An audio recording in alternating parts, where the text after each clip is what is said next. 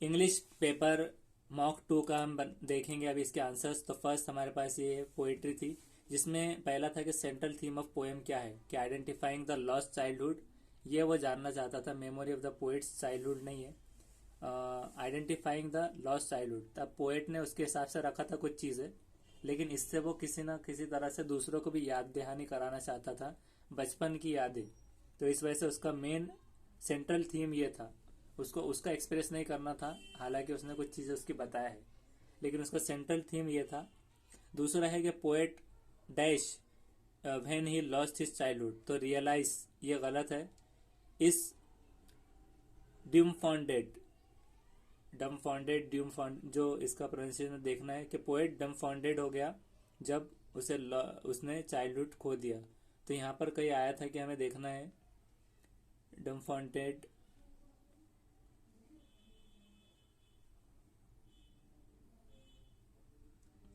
तो एक हिसाब से यहाँ पर अगर वो नहीं है तो वोकेबलरी के हिसाब से आपको इसका मतलब क्या होता है तो वो देखकर फिर उसका पता करना है। इसको एक्चुअल में पढ़ेंगे डम फाउंडेड। डम फाउंडेड मतलब है हक्का बक्का रह जाना, कि उसका जब बचपना खो गया तो उस वो हक्का बक्का हो गया एकदम से। रियलाइज मतलब कि पता चला या फिर उसके बाद में एहसास हुआ, इस तरह से रियलाइज होता है कि एहसास होना। तो ये एहसास होना एक हिसाब से ये होता है कि एक गलत, जैसा कोई भी चीज़ मान लेना। लेकिन डम फाउंडेड बोले तो हक्का बक्का इसलिए रह गया क्योंकि वो अब वापस नहीं आ सकता। वॉन्डर्स यानी कि ताज्जुब। ताज्जुब मतलब जैसे कि कुछ अजीब व गरीब मामला पेश आता है तो तब ताज्जुब होता है। तो ये इंग्लिश के वर्ड्स वोकेबलरी के हिसाब से। और शॉक्ड मतलब कोई ऐसी चीज़ जो ख्वाब ख्याल में नहीं सोची गई थी, उससे इंसान शॉक्ड हो जाता है कोई न्यूज़ सुनकर, या फिर उसके एक्सपेक्टेशन के खिलाफ वो चीज़ हो जाने से। तो इसलिए यहाँ पर शॉक्ड इसलिए नहीं आएगा कि वो बचपना जाना ये एक चीज़ है, लेकिन वो हक्का बक्का रह जाना मतलब ये इस हिसाब से बोलना चाह रहा है कि वो इस पर अफसोस कर रहा है कि उसका वापस नहीं आ पाएगा। शौक अगर कोई होता है तो उसमें ताज्जुब होने पर मतलब एक सिर्फ ये रियलिटी सामने होती है कि ये रियलिटी है, उसकी मतलब एक असलियत सामने आती है शौक होने पर। लेकिन उसमें ये नहीं सोचा जा सकता कि ये चीज़ मतलब वापस नहीं आ सकती, या फिर ये नहीं हो सकता, मतलब एक रियलिटी आती है सामने वॉन्डर के अंदर भी, वॉन्डर में। और रियलाइज मतलब सिर्फ एक एहसास होना। नेक्स्ट है what is the name of poem. तो हमने द लॉस्ट चाइल्डहुड करा था, तो एक्चुअल में इसका नाम ही चाइल्डहुड रखा हुआ है। तो चूंकि हमने इसमें तो आता नहीं है वो, लेकिन हमने उसे द लगाने की कोशिश की थी, वो गलत हुआ है। चाइल्डहुड, अगर ये क्वेश्चन आता है तो चाइल्डहुड ही करना है।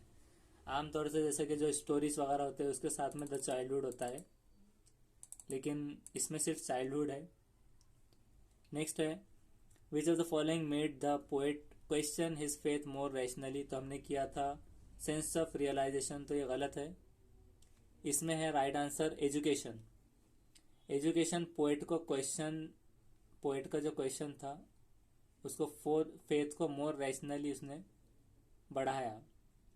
तो जियोग्राफी नहीं था उसमें, चाइल्डहुड उसका बचपना नहीं था। सेंस ऑफ रियलाइजेशन, रियलाइज हुआ मतलब एक हिसाब से उसको इल्म हुआ, तो वो हिसाब से एजुकेशन में उसके इल्म में बात आई, तो वो हिसाब से उसका फेथ बढ़ा। ये हिसाब से इसका आंसर ये है।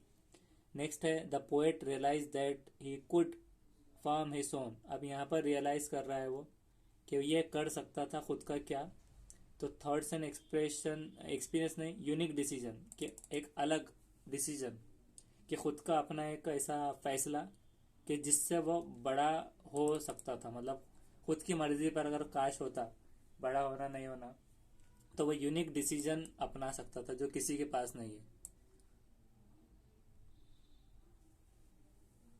और realisation of some other infants इसलिए नहीं क्योंकि इन्फेंट यानी कि जो दूसरे जो बच्चे होंगे तो वो इतना सोचते नहीं है, तो वो बड़े ही हो जाते हैं, कुछ सोचते हैं कि हम बड़े जल्दी हो जाए। तो वो कहना चाह रहा है कि यूनिक डिसीजन वो लेना चाहता था। तो इस हिसाब से थॉट्स और एक्सपीरियंसेस, ओन थॉट्स और एक्सपीरियंस नहीं, यूनिक डिसीजन इसमें आ रहा है। और ये है प्री इसे प्रेजुडिस पढ़ेंगे। प्रेजुडिस ओपिनियन मतलब जजिंग के हिसाब से, के जजिंग के हिसाब से, तो वो डिसीजन में आएगा। ये कंफ्यूज करने के लिए प्रेजुडिस ओपिनियन कहा गया है। नेक्स्ट है, ये सही निकला है बस, कि line was at the time I realise that hell and heaven, तो जिसमें दो आते हैं एक जैसे, एच एच से चालू होने वाले, वो एलिट्रेशन में आते हैं। Alliteration same starting beginning of word जो होता है एलिट्रेशन में आता है। ये भी बहुत ज़्यादा हार्ड कन्फ्यूजिंग था ये इंग्लिश के हिसाब से, जिसमें से हमारे चारों गलत हुए हैं। सेकेंड था कि when young learners are asked to read a text silently they should be instructed to infer the meaning of new words from the context and read with comprehension, ये उसका राइट आंसर है। Next है, language is learn through imitation, नकल करके। Imitation jewellery जैसी होती है, उस तरह से नखाली, उससे याद रख सकते हैं। नेक्स्ट है, ब्रेन स्टॉर्मिंग वॉज, तो हमने किया था collect kinds of ideas on a topic, ये गलत है। गूगल पे भी आपको ये बता सकता है, लेकिन ये गलत है। To do some mental exercise, brainstorming का मतलब होता है ब्रेन जुड़ा है ब्रेन से, तो मेंटल एक्सरसाइज, मेंटल से ब्रेन एक्सरसाइज, इसे याद रखना है। Brainstorming is equal to mental exercise, ये फॉर्मूले से आप याद रखिए। नेक्स्ट है, इंग्लिश इज अ विंडो, ये जवाहरलाल नेहरू के हिसाब से कहा गया है, कि जवाहरलाल नेहरू ने कहा था कि window is a window to modern world, एक खिड़की है जिससे आप मॉडर्न वर्ल्ड को देख सकते हैं। अगर आपके पास इंग्लिश नहीं है तो आप देख नहीं पाएंगे बराबर से। वे मतलब चल के जाने का होता है, डोर यानी कि एक पूरा दरवाज़ा जिससे इंटर हो सकते हैं, लेकिन विंडो यानी आप अपनी जगह रहकर पूरी दुनिया को देख सकते हैं, तो विंडो रखना है इसे। नेक्स्ट है, action chain is the one of the ways to improve conversation skill, इससे इम्प्रूव होंगे। Action chain is equal to conversation, याद रखना है। प्रोनाउंसिएशन में आपको कन्फ्यूजन हो सकता है, तो कन्वर्जेशन याद रखना है।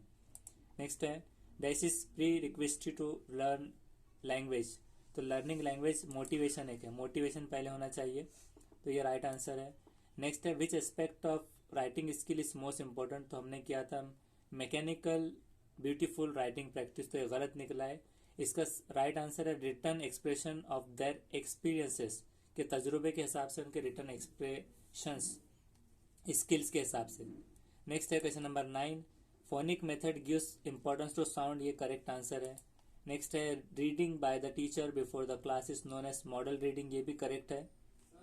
नेक्स्ट है 11th, नेक्स्ट है, formative assessment and evaluation focuses on, formative assessment और इवैल्यूएशन किस पर फोकस करता है, तो हमने किया था प्रोसेस और प्रोडक्ट पर। तो जब आप टेस्ट ले रहे हैं तो एक हिसाब से वो प्रोसेस ही है, और इवैल्यूएशन इसका मिलकर प्रोडक्ट बनेगा, तो ओनली प्रोडक्ट करना है, ये गलत हुआ है। ओनली प्रोडक्ट इसे हम करेंगे। नेक्स्ट है 12th, the steps of evaluation approach are, steps of evaluation क्या है, learning experiences, change in behaviour और ऑब्जेक्टिव, सारे हैं, तो ये राइट आंसर है। नेक्स्ट है 13th, learner are involve in individual activities, pair work, group work and whole class work because these afford the learners opportunities to use the language in focused manner to real life interaction, कि उनकी जो real life के interaction होंगे उस पर focus करने के लिए लैंग्वेज अपॉर्चुनिटीज उन्हें बताई जाएगी, इसलिए ये इस्तेमाल होंगे, तो ये याद रखना है। नेक्स्ट है question number 14th, the main purpose of assessment is, main purpose क्या है असेसमेंट का, to measure achievement of learner, कि अचीवमेंट लर्नर का मेजर करना, गिनना, नापना, ना कि प्रैक्टिस इन राइटिंग, राइटिंग की प्रैक्टिस नहीं है, इम्प्रूव टीचिंग लर्निंग प्रोसेस नहीं है, पास फेल भी नहीं है, मेजर अचीवमेंट ऑफ लर्नर है। नेक्स्ट है, ओरल कॉम्पोजिशन डेवलप्स ऑल है, स्पीकिंग एबिलिटी, क्रिएटिव कॉन्फिडेंस, ये सारा है। नेक्स्ट है 16th, the language laboratory helps the student to develop listening and speaking skills, तो सुनना और बोलना, ये सही जवाब है।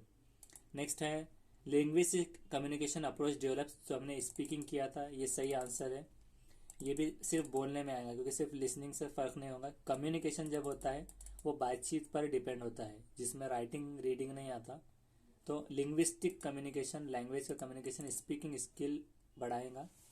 नेक्स्ट है 18, the primary skill of learning language are listening और स्पीकिंग, ये भी सही है। लिसनिंग स्पीकिंग को आप अच्छे से याद रखिए, ये 4-5 मरतबा अगर सही आता है तो आपके 4 to 5 आंसर्स राइट आएंगे। नेक्स्ट है question number 19, the deductive method is first teachers rules, deductive method में पहले रूल्स बताए जाते हैं, फिर एग्जाम्पल दी जाती है और उसके बाद प्रैक्टिस की जाती है, तो रूल्स इसके अंदर है। नेक्स्ट है 20th, picture comprehension is effective to promote, तो हमने स्पीकिंग किया था, तो ये गलत है, आर्टिस्टिक भी नहीं है। लिटरली स्किल है इसके अंदर। लिटरली मतलब जो काबिलियत, पढ़ने में आएगा। तो हमने स्पीकिंग बोलना किया था, तो पिक्चर देखकर उसे पढ़ना भी आने के लिए लिटरली स्किल इसमें आएगा। नेक्स्ट है question number 21। If a longer piece of writing is brief, complete in third person without digression and emotional overtone and logically arrange, ये एक रिपोर्ट कहलाती है, तो इसे रिपोर्ट कहेंगे, ये राइट आंसर है। नेक्स्ट है wild writing one of the cohesive device is use, तो हमने किया था प्रोपोजिशन, ये गूगल पर भी गलत बता सकता है, ये नहीं है बल्कि है कंटेंट वर्ड्स। तो कंटेंट वर्ड्स जो है जब आप राइट कर रहे हैं किसी का कोहेसिव डिवाइस, तो कोहेसिव डिवाइस को से याद रखना है, इसमें है को, सी ओ, और इसमें भी सी ओ, को है content words. Content words, cohesive device is equal to content words, content words is equal to cohesive device. ऐसे अलग अलग तरीके से आपको याद करेंगे आप, तो आपको याद रहेगा एग्जाम में। नेक्स्ट है question number 23। Dash and dash exams should be based on legitimate ways of measuring and learning, नापने और सीखने के हिसाब से legitimate वे क्या है इसमें से, तो असेसमेंट है, पहले जांच, हमने किया था इवेल्यूशन और लर्निंग, तो इवेल्यूशन बाद में आएगा, पहले जांच है, तो असेसमेंट पहले आना चाहिए। असेसमेंट के साथ बैलेंस नहीं है, ए बी गलत रहेगा, असेसमेंट के साथ रिलायबल होना चाहिए। Assessment and reliable examination should be based on legitimate way of measuring and learning, ये उसका राइट आंसर है। नेक्स्ट है young learners will enjoy a play include in the text books when they enact the play, वो enact जब करेंगे play से, तो वो जब इंजॉय करेंगे प्ले टेक्स्ट बुक से। नेक्स्ट है question 25। Language skill are best learned, language skill जो होती है वो अच्छे से सिखाई जा सकती है, कब, if they are taught in an integrated manner, कि जब वो इंटीग्रेटेड मैनर में सिखाई जाए, तो integrated manner is equal to language skill best learn, इस तरह से कर सकते हैं आप कि integrated manner they are taught best learning in language skill, ऐसे अलग अलग तरह से याद कीजिए तो आपको याद रहेंगे। नेक्स्ट वीडियो में इसका इंग्लिश का मॉक 3 बनाएंगे। Thank you.